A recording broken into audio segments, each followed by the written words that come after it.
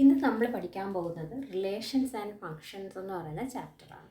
ഇതെന്ന് പറഞ്ഞാൽ നമ്മൾ സെറ്റ് എന്ന് പറയുന്ന ചാപ്റ്ററുമായിട്ട് കണക്റ്റഡ് ആണ്. അതുകൊണ്ടാണ് സെറ്റിന് ശേഷം നമ്മളിത് എടുക്കുന്നത്. അപ്പോൾ റിലേഷൻസ് ആൻഡ് ഫങ്ഷൻസ് എന്ന് പറയുന്നതിൽ നമ്മൾ ആദ്യം മനസ്സിലാക്കേണ്ടത് എന്താണ് ഓർഡേർഡ് പെയർ. ഓർഡേർഡ് പെയർ എന്ന് പറഞ്ഞാൽ എന്താണെന്നാണ് മനസ്സിലാക്കേണ്ടത്. ഇപ്പോൾ ഒരു ബ്രാക്കറ്റിനുള്ളിൽ എ കോമ ബി ഇങ്ങനെ എഴുതുന്നതാണ് ഓർഡേർഡ് പെയർ എന്ന് പറയുന്നത്. എന്ന് പറഞ്ഞാൽ ഇത് നമ്മൾ സെറ്റിനകത്ത് ഇപ്പം എ കോമ ബി എന്ന് എഴുതിയാൽ നമുക്കിതിനെ ഇപ്പോൾ എസ് എന്ന് പറയുന്ന സെറ്റ് എന്ന് പറയുന്നത് എ കോമ ബി എന്ന് പറയുന്ന വാല്യൂസാണ് കൊടുക്കുന്നത്. അപ്പോൾ ഇതിനെ നമ്മൾ തിരിച്ചിങ്ങനെ എഴുതുവാണ് ബി കോമ എ എന്ന് പറഞ്ഞാലും ഈ എസ് എന്ന് പറയുന്ന സെറ്റിനെ തന്നെയാണ് റെപ്രസെൻ്റ് ചെയ്യുന്നത്. പക്ഷേ ഓർഡേർഡ് പെയർ എന്ന് പറഞ്ഞാൽ ഓർഡേർഡ് പെയർ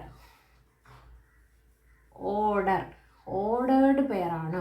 ഓർഡേർഡ് പെയർ ഈ പെയർസ് എന്താണ്, ഒരു ഓർഡറിലാണ്. അപ്പോൾ ഈ എ കോമ ബി എന്ന് പറയുന്നത് എന്തിന് തുല്യമല്ല, ബി കോമ എ എന്ന് പറയുന്ന വാല്യൂവിന് തുല്യമല്ല. അപ്പോൾ അത് നമ്മൾ ഓർക്കണം. ഇവിടെ എ സെറ്റിനകത്ത് എയും ബിയും വന്നു കഴിഞ്ഞാൽ അത് എന്താണ്, ബി കോമ എക്ക് അത് സ്ഥാനം മാറുന്നതുകൊണ്ട് വ്യത്യാസം വരുന്നില്ല. പക്ഷേ ഓർഡേർഡ് പെയർ എടുക്കുമ്പോൾ അങ്ങനെ സ്ഥാനം മാറിയാൽ അതിൻ്റെ അർത്ഥത്തിൽ വ്യത്യാസം വരും.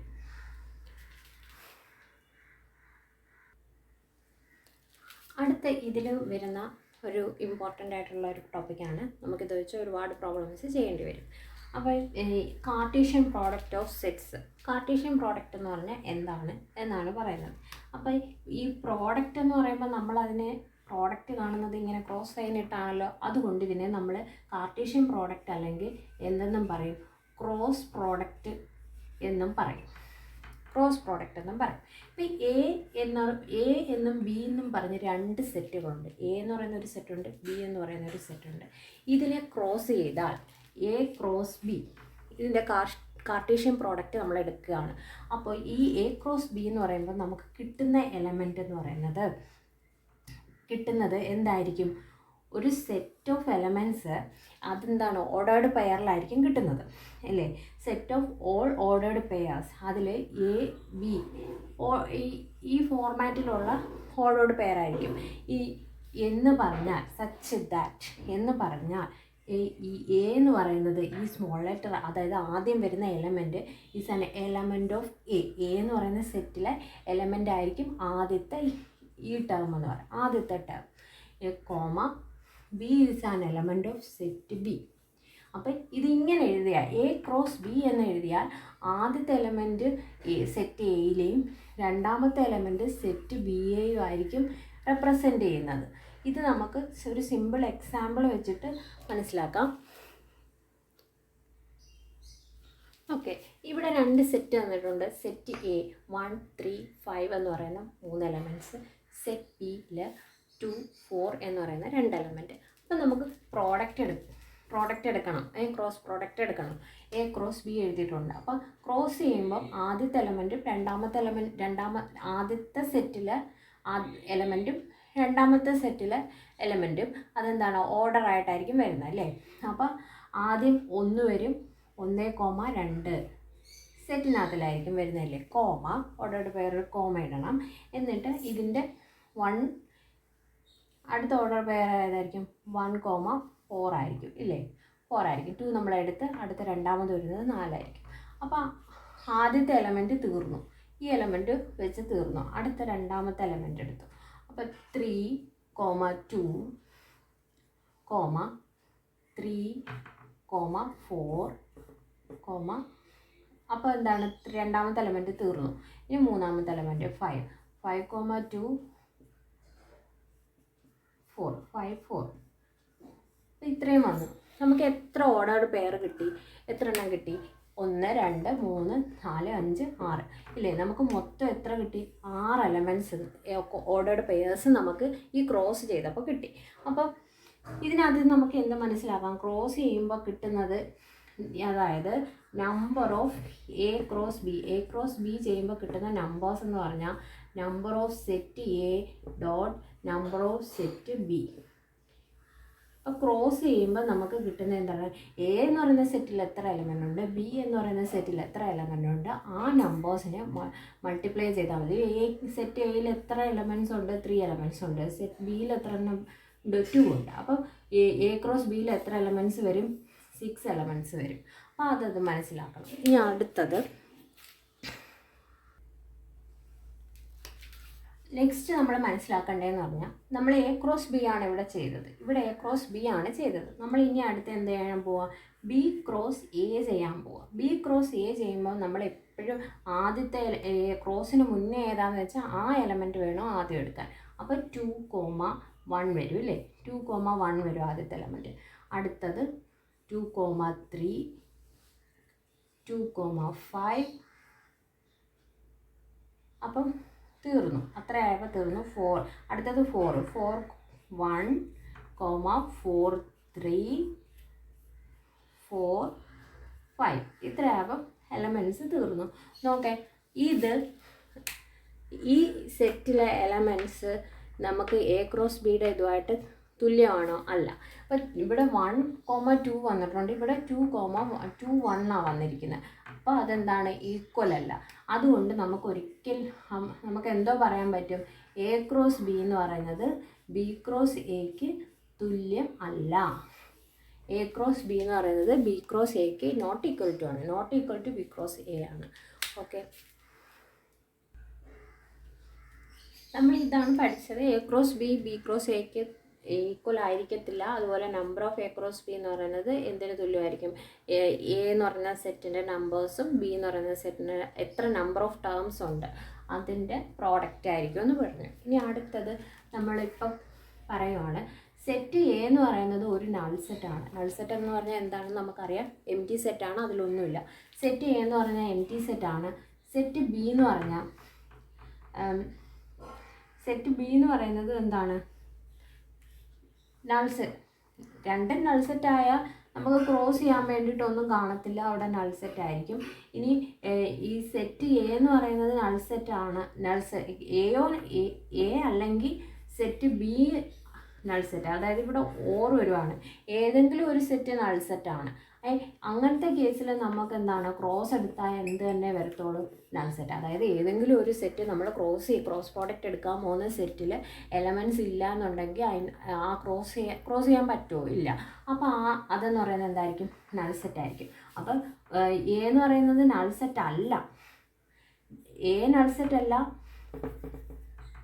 ബിയും നൾ സെറ്റ് അല്ല, ബിയും നൾ സെറ്റ് അല്ല. അങ്ങനെയാണെങ്കിൽ നമുക്ക് എന്ത് ചെയ്യും, എയും ബിയും നൾ സെറ്റ് അല്ല എങ്കിൽ നമുക്ക് ക്രോസ് പ്രോഡക്റ്റ് എടുക്കുന്നത് എന്തായിരിക്കും, നൾ സെറ്റ് കിട്ടത്തില്ല.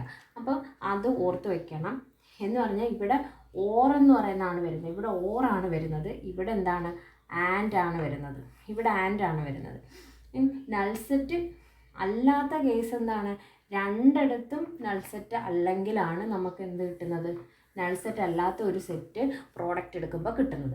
ഇനി ഏതെങ്കിലും ഒരു സെറ്റ് നൾ സെറ്റാണ്, ഓർ എന്ന് പറയുന്ന ഏതെങ്കിലും ഒരെണ്ണം നൾ സെറ്റ് ആണെങ്കിൽ നമുക്ക് ക്രോസ് പ്രോഡക്റ്റ് എടുക്കുമ്പോൾ നൾ സെറ്റ് ആയിരിക്കും കിട്ടുന്നത്. ഓക്കെ, ഇവിടെ ഒരു ക്വസ്റ്റ്യൻ തന്നിരിക്കുന്നു, find A and B if A minus 3 26 equal to 4 3a plus B, ഇങ്ങനെ തന്നിരിക്കുന്നു. അപ്പോൾ ഇതിനകത്ത് നമുക്ക് എയും ബിയും കണ്ടുപിടിക്കണം. നമുക്കറിയാം എ ബി എന്ന് പറയുന്നത് ഓർഡേർഡ് പെയറിൽ എഴുതിയപ്പോൾ തന്നിരിക്കുകയാണ്. ഓർഡേർഡ് പെയർ 3 4 എന്ന് തന്നിരിക്കുകയാണ്. എന്ന് വെച്ചാൽ എന്താണ്, എയുടെ വാല്യൂ 3 ആണെന്നും ബിയുടെ വാല്യൂ 4 ആണെന്നുമാണ് അതിൻ്റെ അർത്ഥം. അങ്ങനെയാണെങ്കിൽ നമുക്ക് ഇവിടുന്ന് ഇതിനകത്ത് നിന്ന് എന്ത് പറയാം,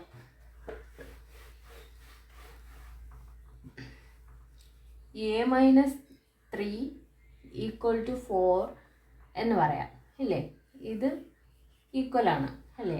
ഇനി 26 എന്തിന് ഈക്വലാണ്, 3a പ്ലസ് ബിക്ക് ഈക്വലാണ്.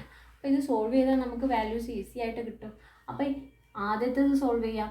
ഇത് സോൾവ് ചെയ്യുമ്പോൾ എങ്ങനെ വരും, A minus 3 equal to 4, 3 equal to 4. അങ്ങനെയാണെങ്കിൽ എ എന്തായിരിക്കും, ഈ മൈനസ് അപ്പുറത്ത് എഴുതുമ്പോൾ 4 പ്ലസ് 3 വരും, നമുക്ക് 7 വരും. ഇനി ഇത് നമുക്ക് സോൾവ് ചെയ്യാം. അപ്പോൾ എന്ത് വരും, 3a plus B equal to 26. അല്ലേ? എയുടെ വാല്യൂ എത്ര? 7 ആണ്. അപ്പോൾ എയുടെ വാല്യൂ ഇവിടെ ഇട്ട് കൊടുക്കുമ്പോൾ എത്ര വരും? 7 × 3. ഇവിടെ എയുടെ വാല്യൂ ഇട്ട് കൊടുക്കുന്നു.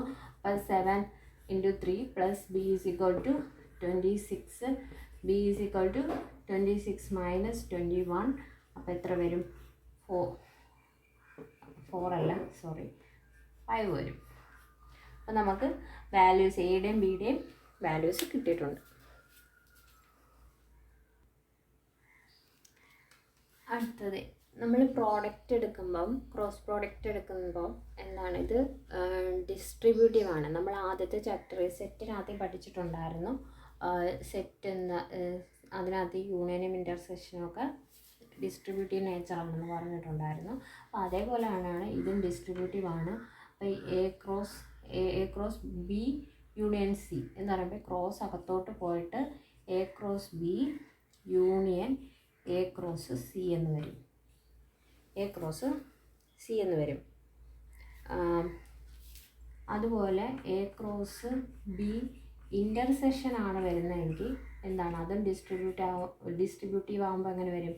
A cross B intersection A cross C എന്ന് വരും. ഇത് വേണമെങ്കിൽ 2 സെറ്റ് എടുത്തിട്ട് നമുക്ക് ചെയ്ത് നോക്കുമ്പോൾ നമുക്ക് ഇങ്ങനെ തന്നെ കിട്ടും. അത് ചെയ്ത് നോക്കേണ്ട കാര്യമില്ല, ജസ്റ്റ് ഓർത്തിരുന്നാൽ മതി. ഓക്കെ, അടുത്ത ടോപ്പിക്ക് റിലേഷൻസ് ആണ്. ഈ റിലേഷൻസ് എന്ന് പറഞ്ഞാൽ എന്താണ്? ഒരു എക്സിസ്റ്റിംഗ് കണക്ഷനെയാണ് നമ്മൾ റിലേഷൻ എന്ന് പറയുന്നത്. അപ്പോൾ നമ്മുടെ ഡെയിലി ലൈഫിൽ നമ്മൾ പറയുമ്പോൾ റിലേഷൻ എന്ന് പറയുമ്പം X is brother of Y. X വൈയുടെ ബ്രദറാണ് അല്ലേ? പക്ഷേ നമുക്ക് ഇങ്ങനെ പറയാൻ പറ്റുമോ? Y is brother of X നമുക്ക് ഉറപ്പിച്ച് പറയാൻ പറ്റത്തില്ല. പറയാൻ പറ്റും, പക്ഷേ ഉറപ്പിച്ച് പറയാൻ പറ്റുമോ? ഇല്ല. വൈ എന്ന് പറയുന്നത് എന്താണ്? വൈ എന്ന് പറയുന്ന ഒരു ലേഡി ആണെങ്കിൽ അത് സിസ്റ്റർ അല്ലേ ആവുന്നത്. അപ്പോൾ എന്താണ്? തിരിച്ച് നമ്മൾ പറയുമ്പോൾ അത് കറക്റ്റ് ആവണമെന്നില്ല. അപ്പം നമ്മുടെ റിലേഷൻ എപ്പോഴും എങ്ങനെ ആയിരിക്കണം? ആ ഡയറക്ഷൻ, എവിടുന്ന് എങ്ങോട്ടാണ് ആ ഡയറക്ഷൻ പോകുന്നത് അതിനെ തിരിച്ചിങ്ങോട്ട് പറയാനായിട്ട് പറഞ്ഞാൽ എപ്പോഴും ശരിയാകണമെന്ന് ഇല്ല. അപ്പോൾ അതുകൊണ്ട് അത് നമുക്ക് എപ്പോഴും ശ്രദ്ധിക്കണം. റിലേഷൻ എന്ന് പറയുന്നത് നമ്മൾ സൂചിപ്പിക്കുന്ന എപ്പോഴും ആർ എന്ന് പറയുന്ന ലെറ്റർ ഉപയോഗിച്ചിട്ടാണ്. ഇപ്പോൾ A is related to B എന്ന് പറയുന്നതിന് നമ്മളിങ്ങനെ എഴുതും. ഈ റിലേഷൻ എന്താണെന്ന് നമ്മൾ സെറ്റിനകത്ത് ഡിഫൈൻ ചെയ്യും. ഇപ്പോൾ എക്സാമ്പിൾ പറയുവാണെങ്കിൽ ഒരു എക്സാമ്പിൾ നോക്കാം. എ എന്ന് പറയുന്ന സെറ്റ് 2, 3, 4 എലമെൻറ്റ്സ് ആണുള്ളത്. ബി എന്ന് പറയുന്ന സെറ്റിലുള്ളത് 3, 4, 5, 6 എന്ന് പറയുന്ന എലമെൻറ്റ്സ് ആണ് ഉള്ളത്. നമ്മളിപ്പോൾ എടുക്കുകയാണ് let R be a relation is a factor of എന്ന് പറയുന്ന ഒരു റിലേഷനാണ് പറയുന്നത്. അതൊരു ഫാക്ടർ ആയിരിക്കും ആ റിലേഷൻ എടുക്കുന്നത്. ഡിഫൈൻഡ് ഫ്രം എങ്ങനെയാണ്? എ ടു ബി, എയിൽ നിന്ന് ബിയിലേക്കുള്ള റിലേഷനാണ്. അപ്പം നമ്മൾ ഈ ഫാക്ടർ എന്ന് പറയുന്നത് എടുക്കുന്നത് എങ്ങനെയാണ്? എയിൽ നിന്ന് ബിയിലേക്കാണ്. എയിലുള്ള എലമെൻറ്റിൻ്റെ ഫാക്ടർ താഴത്തെ, അതായത് സെറ്റ് ബിയിൽ ഉണ്ടെങ്കിൽ അത് രണ്ടും കൂടെ ചേർത്തിട്ടാണ് നമ്മൾ എടുക്കുന്നത്. അപ്പോൾ അതിൻ്റെ ആൻസർ എങ്ങനെ വരും? R is equal to set ആദ്യത്തെ എടുക്കുകയാണെങ്കിൽ 2ൻ്റെ ഫാക്ടർ വരുന്നത് 4, അടുത്തത് 2ൻ്റെ ഫാക്ടർ വരുന്നത് 6 അല്ലേ? പിന്നെ വരുന്ന ഏതാണ്? 3യുടെ ഫാക്ടർ വരുന്നത് 3 വരും, പിന്നെ വരും 3, 6 വരും അല്ലേ? അടുത്തത് 4ൻ്റെ ഫാക്ടർ വരുന്ന ഏത് മാത്രമേ ഉള്ളൂ? 4 ഉള്ളൂ. അപ്പോൾ ഈ എലമെൻറ്റ് കംപ്ലീറ്റ് ആയി. അപ്പോൾ എയിൽ നിന്ന് ബിയിലേക്കുള്ള റിലേഷൻ നമ്മൾ കംപ്ലീറ്റ് ചെയ്തു. ഫാക്ടർ ഓഫ് എന്ന് പറയുന്നത് 1, 2, 3, 4, 6 ടേംസ് ഇതിനകത്തുണ്ട്. ഇതെന്താണ്? ഇത് നമ്മൾ എ ക്രോസ് ബിയുടെ ഒരു സബ്സെറ്റ് അല്ലേ? ഇത് സബ്സെറ്റ് അല്ലേ? ഓക്കെ, അടുത്തത് ആർ എന്ന് പറയുന്ന റിലേഷൻ ഒരു റിലേഷനാണ്. അത് റിലേഷൻ എവിടെ നിന്നാണ്? എ ഇൻറ്റു ബി ആണ്, ഇൻറ്റു ബിയിലേക്കാണ് അത്.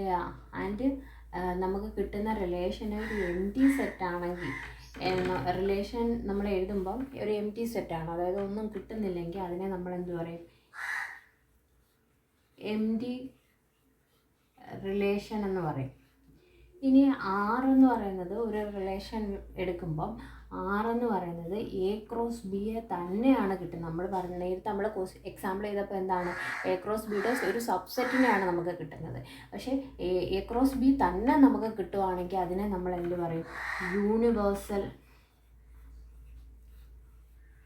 റിലേഷൻ. അതിനെ നമ്മൾ എന്ത് പറയും, യൂണിവേഴ്സൽ റിലേഷൻ എന്ന് പറയും. ഓക്കെ, ഈ എക്സാമ്പിൾ നോക്കൂ. സെറ്റ് എയിലെ എലമെൻറ്റ്സ് ആണ് A and B, A B and set B X Y. Find number of relations from A into B. എയിൽ നിന്ന് ബിയിലേക്ക് എത്ര റിലേഷൻസ് ഉണ്ടെന്നാണ് ചോദിക്കുന്നത്. എ എന്ന് പറയുന്ന ഒരു സെറ്റ് ഉണ്ട്, ബി എന്ന് പറയുന്ന സെറ്റ് ഉണ്ട്. എ എന്ന് പറയുന്ന സെറ്റിൽ എത്ര എലമെൻറ്റ്സ് ഉണ്ട്, 2 എലമെൻറ്റ്സ് ഉണ്ട്. ബി എന്ന് പറയുന്ന സെറ്റിൽ 2 എലമെൻ്റ് ഉണ്ട്. നമ്മൾ പഠിച്ചു ഒരു സെറ്റിൽ ഇത്ര എലമെൻറ്റ്സ് ഉണ്ടെങ്കിൽ അതിൻ്റെ ക്രോസ് പ്രോഡക്റ്റ് എടുക്കുമ്പം എത്ര എലമെൻറ്റ്സ് കാണും, അത് രണ്ടും കൂടെ മൾട്ടിപ്ലൈ ചെയ്യുന്ന എലമെൻറ്റ്സ് ആയിരിക്കും ഉണ്ടായിരിക്കുന്നത് അല്ലേ. അപ്പോൾ നമ്പർ ഓഫ് റിലേഷൻസ് എയിൽ നിന്ന് ബിയിലേക്ക് എത്ര റിലേഷൻസ് ഉണ്ട് എന്ന് കണ്ടുപിടിക്കാൻ വേണ്ടി നമ്മൾ ഒന്നും ചെയ്യേണ്ട. ഈ കിട്ടുന്ന പ്രോഡക്റ്റ് കിട്ടുന്ന ആ സംഖ്യ ഉണ്ടല്ലോ, അത് 2 പവറിലേക്ക് 2 പവറിലേക്ക് എഴുതിയാൽ മതി. ഇത് എഴുതുമ്പോൾ കിട്ടുന്നതാണ് നമ്മുടെ ആൻസർ. ഇത് 2 ക്വസ്റ്റ്യൻസ് ആണ്, നമുക്ക് ജസ്റ്റ് ചെയ്ത് നോക്കാൻ വേണ്ടി മാത്രം. Find A and B screenshot എടുത്തിട്ട് ചെയ്ത് നോക്കാം, അല്ലെങ്കിൽ പോസ് ചെയ്തിട്ട് ചെയ്ത് നോക്കാം. Find A and B if A plus 2 4 equal to 5, 2a plus B. അടുത്തതും അത് സെയിം അതേപോലെ തന്നെയാണ്. If A is equal to P Q B X Y Z, അങ്ങനെയാണെങ്കിൽ A cross B, B cross A cross A, B cross A, ഇത്രയും കണ്ടുപിടിക്കാം. Just അതുമായിട്ട് familiar ആവാൻ വേണ്ടി മാത്രം. നമുക്ക് ഈ ക്വസ്റ്റ്യൻ നോക്കാം. If R is R B relation on the set N of natural numbers defined by A plus 3b equal to 12. ഇത് പ്ലസ് ആണ്, പ്ലസ് സൈനാണ്. അപ്പോൾ ഫൈൻഡ്, നമുക്ക് ഇതിനകത്ത് നിന്ന് എന്തൊക്കെ ഫൈൻഡ് ചെയ്യണം? ആറ് എന്ന് പറയുന്ന റിലേഷനകത്ത് വരുന്ന സെറ്റ്, ആ സെറ്റുകളെ കണ്ടുപിടിക്കണം, ഡൊമൈൻ കണ്ടുപിടിക്കണം, റേഞ്ച് കണ്ടുപിടിക്കണം. ഡൊമൈനും റേഞ്ചും എന്താണെന്ന് വെച്ചാൽ, നമ്മൾ ഓർഡേർഡ് പെയർ എ ബി എന്ന് പറയത്തില്ലേ, ഈ ഓർഡേർഡ് പെയർ എ ബിയിൽ എ ആണ്, എ എന്ന് പറയുന്ന ടേമാണ് എന്ത് പറയുന്നത്, ഡൊമൈൻ എന്ന് പറയുന്നത്. ബി എന്ന് പറയുന്നതാണ് റേഞ്ച്. അപ്പോൾ ഈ ഡൊമൈൻ എന്ന് പറയുമ്പോൾ എ എന്ന് പറയുമ്പോൾ ഒറ്റയ്ക്കല്ല, ഈ ഓർഡേർഡ് പെയർ ഒത്തിരി വരുമല്ലോ. അപ്പോൾ അത് എക്സാമ്പിൾ പറയുകയാണെങ്കിൽ 1 2 3 4 5 6 ഇങ്ങനൊരു സെറ്റാണ് റിലേഷൻ്റെ എന്ന് വെച്ചാൽ.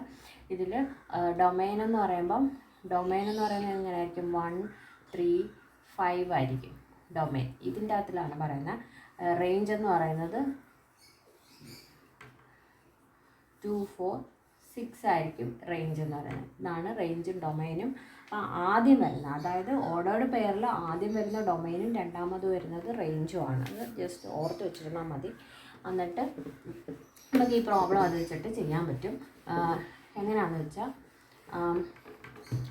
ഇവിടെ തന്നിരിക്കുന്നത് എന്താണ്, എ പ്ലസ് 3b എന്ന് പറയുന്ന ഒരു കണ്ടീഷൻ തന്നിരിക്കുന്നു. ഇതാണ് റിലേഷനെ ഡിഫൈൻ ചെയ്തിരിക്കുകയാണ്. A plus 3b is equal to 12. ഈ സെറ്റിനകത്ത് വരുന്ന എല്ലാ നാച്ചുറൽ നമ്പേഴ്സാണ്. എന്ന് പറഞ്ഞാൽ എ എന്ന് പറയുന്നത് എന്തായിരിക്കും, 0യോ നെഗറ്റീവോ ഇതിനകത്ത് വരത്തില്ല. എ അല്ലെങ്കിൽ ബി, ഇത് 0യോ നെഗറ്റീവോ എന്ത് വരത്തില്ല. അപ്പം നമുക്ക് ഇത് ചെയ്യാൻ പറ്റും. എങ്ങനെയാണെന്ന് വെച്ചാൽ, നമ്മളിവിടെ ബിയുടെ വാല്യൂ പെട്ടെന്ന് നമുക്ക് ചെയ്യാൻ പറ്റുന്നത്, ഇവിടെ ഒരു കോഎഫിഷ്യൻ്റ് ഉണ്ട്. അപ്പോൾ ബിയുടെ വാല്യൂ എന്ത് ചെയ്യാൻ പറ്റത്തില്ല, 0 വരാൻ പറ്റത്തില്ല, അപ്പം നെഗറ്റീവും വരാൻ പറ്റത്തില്ല. ബിയുടെ വാല്യൂ നമുക്ക് എന്ത് ചെയ്യാം, 1 എന്ന് കൊടുക്കാം. ബിയുടെ വാല്യൂ 1 എന്ന് കൊടുക്കാം. അപ്പോൾ ഇവിടെ 1 കൊടുക്കുമ്പോൾ എ പ്ലസ് എന്ത് വരും, 3 ഈസ് ഈക്വൽ ടു 12 എന്ന് വരും. ഈ 3 അപ്പുറത്ത് പോകുമ്പം എയുടെ വാല്യൂ എത്ര വരും, 9 എന്ന് വരും. അപ്പം നമുക്ക് ആദ്യത്തെ ഒരു ഓർഡർ പെയർ കിട്ടി, 9 1. എ എന്ന് പറയുന്നത് 9 ആണ്, അതുകൊണ്ട് 9 ആദ്യം എഴുതി. ഈ ബി എന്ന് പറയുന്നത് 1 ആണ്, രണ്ടാമത് എഴുതി. ഇനി ബിയുടെ വാല്യൂ നമ്മൾ 2 കൊടുക്കുന്നു. ഇവിടെ 2 കൊടുക്കുമ്പോൾ എന്ത് വരും? a + 6 = 12 എന്ന് വരും. അപ്പോൾ എയുടെ വാല്യൂ എത്ര വരും? 6 എന്ന് വരും. അപ്പം നമുക്ക് ഓർഡേർഡ് പെയർ എന്താണ്? 6, 2 എന്ന് വരും. ഇനി നമ്മൾ ബിയുടെ വാല്യൂ 3 എന്ന് കൊടുക്കുന്നു. അപ്പോൾ 3 കൊടുക്കുമ്പോൾ എത്രയും? a + 9 = 12 എന്ന് വരുന്നു. എയുടെ വാല്യൂ നമുക്ക് എത്ര കിട്ടുന്നു? 3 കിട്ടി. അപ്പം 3,3 എന്ന് പറയുന്ന ഒരു ഓർഡേർഡ് പെയർ കിട്ടി. അപ്പം നമുക്ക് ഇതിനകത്ത് നിന്ന് റേഞ്ച് എങ്ങനെ എഴുതാൻ പറ്റും? റേഞ്ച് അല്ല, റിലേഷൻ്റെ സെറ്റ് എഴുതുമ്പോൾ നമ്മൾ എന്ത് എഴുതണം? 9, 1, 6, 2 അല്ലേ, 3, 3 ഇങ്ങനെ എഴുതി പോകണം. ഇനി ഡൊമൈൻ്റെ സെറ്റ് എഴുതുവാണെങ്കിൽ എന്ത് എഴുതണം? 9, 6, 3 ഇങ്ങനെ എഴുതും. റേഞ്ചിൻ്റെ സെറ്റ് എഴുതുവാണെങ്കിൽ 1, 2, 3 എന്നെഴുതും. അപ്പം നമ്മുടെ ആൻസർ ആയി. നമ്മുടെ റിലേഷൻ എന്ന് പറഞ്ഞാൽ റിലേഷൻ എന്താണ്? AB ആണ് എങ്കിൽ R ഇൻവേഴ്സ് എന്ന് പറയുന്നത് എന്താണ്? BA ആയിരിക്കും. എപ്പോഴാണ് ഈ AB എന്ന് പറയുന്നത് R എലമെൻ്റ് ആയിരിക്കുമ്പോൾ ഇതിൽ R ഇൻവേഴ്സിൻ്റെ ഡൊമൈൻ എന്തായിരിക്കും? നമ്മുടെ റിലേഷൻ Rൻ്റെ റേഞ്ചിന് തുല്യമായിരിക്കും. Rൻ്റെ റേഞ്ചിന് തുല്യമായിരിക്കും എന്താണ്? R ഇൻവേഴ്സിലെ ഡൊമൈൻ. അതേപോലെ R ഇൻവേഴ്സിലെ റേഞ്ച് Rലെ ഡൊമൈന് തുല്യമായിരിക്കും. എന്ന് വെച്ചാൽ ടേംസ് എന്ത് ചെയ്യുന്നുണ്ട്? ഇൻ്റർചേഞ്ച് ആവുന്നുണ്ട്. നമുക്കിതൊരു എക്സാമ്പിൾ വെച്ച് കുറച്ചുകൂടെ ക്ലിയർ ആക്കാം.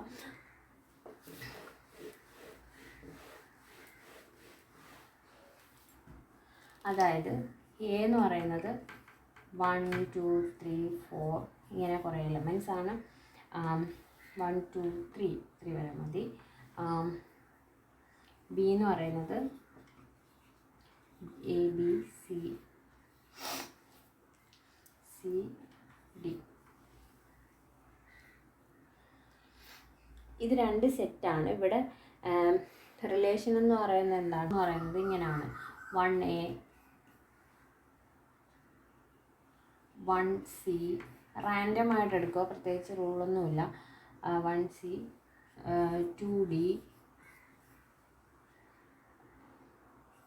2C ഇങ്ങനെ എഴുതി. ഇതെന്ന് പറയുന്നത് എന്താണ്? റിലേഷൻ A to B ആണ്.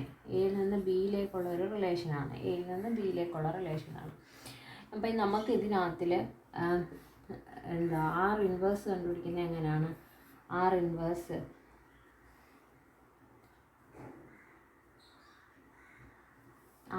എന്ന് പറയുമ്പോൾ A1 എന്ന് വരും. ഇവിടെ 1A എന്നുള്ളത് A1 എന്ന് വരും.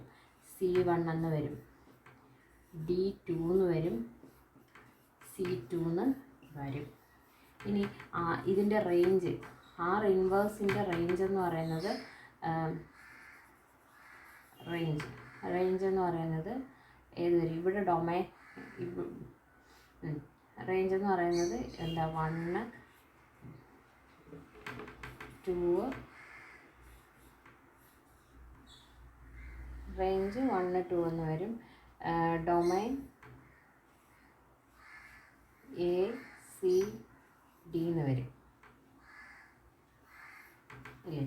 ഇത് നമ്മുടെ റിലേഷൻ്റെ റേഞ്ചാണ് ACD, ഡൊമൈനാണ് 1, 2 എന്ന് പറയുന്നത്. അപ്പം തിരിഞ്ഞു വന്നു.